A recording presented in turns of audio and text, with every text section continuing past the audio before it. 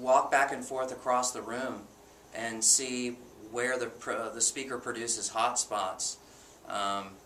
Pretty much everything else I've ever tried does. So it would be fun. I would defy the listener to find the hot spot in any of the K-Series tops. Any band out there that's running loops like we did, you know, all the bands out there that are running loops know how important they are to have them really present in the PA, not only for the audience and for those little frames of reference in the songs that they know, or maybe some songs that they don't know. It's really important for the band too, because what that does is it sort of creates a sense of freedom on stage. You tend to let go a little bit, and you know, you're not thinking as much. And so a PA that can really reproduce those loops and put them in a place in the mix where they're clear and they're controllable is a huge plus.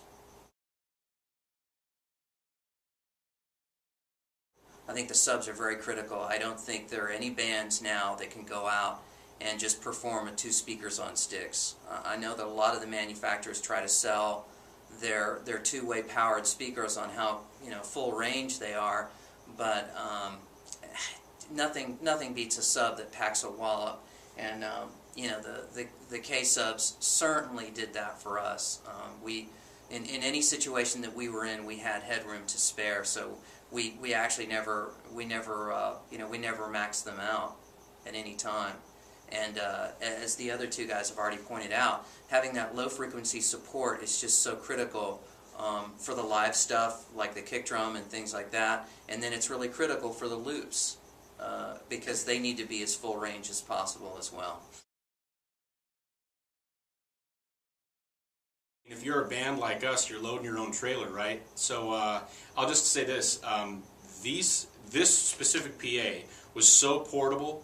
The casters on the subs are genius. Flopping that thing on its side and putting the cover on it, you know, piling stuff on top of it, rolling it into the trailer was awesome.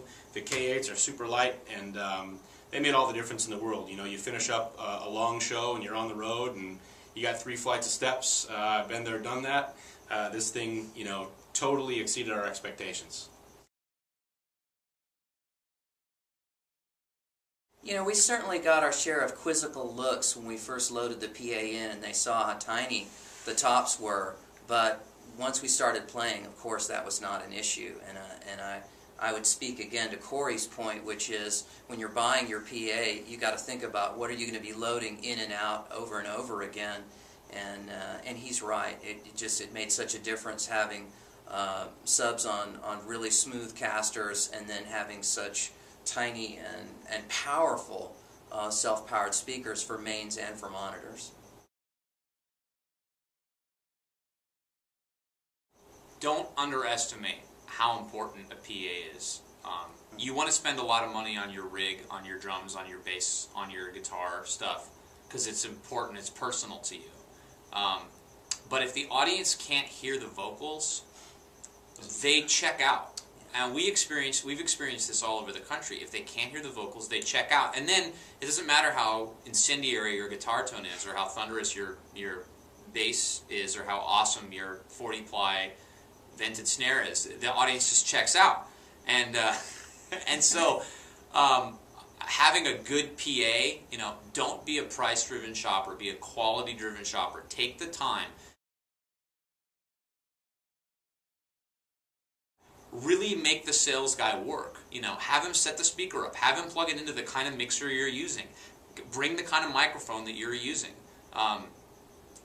If you're a singer, get that speaker, if you're testing out monitors, get that speaker down where it's actually going to be on stage and pointed at your face. If a sales guy is not willing to do that, then he doesn't have enough faith in the product that he's selling. So those, I guess, are the 2 big pieces of advice. And then the other thing is don't underestimate how important the weight of your PA is. If it sounds great and it weighs 8,000 pounds, it doesn't matter how great it sounds. You're going to have to lug that thing up some crappy stairs in Albuquerque, New Mexico. So really take into account, and you know, as biased as I am, having played with this thing all over the country, I've played with all sorts of monitors, you know, at the Whiskey, at the Troubadour, at House of Blues, and these K8s for vocal monitors, they stack up any day of the week. So I don't see why you would go buy something bigger unless you're just trying to, impress people with the size of your stuff. And that'll get old real quick if you're carrying it yourself.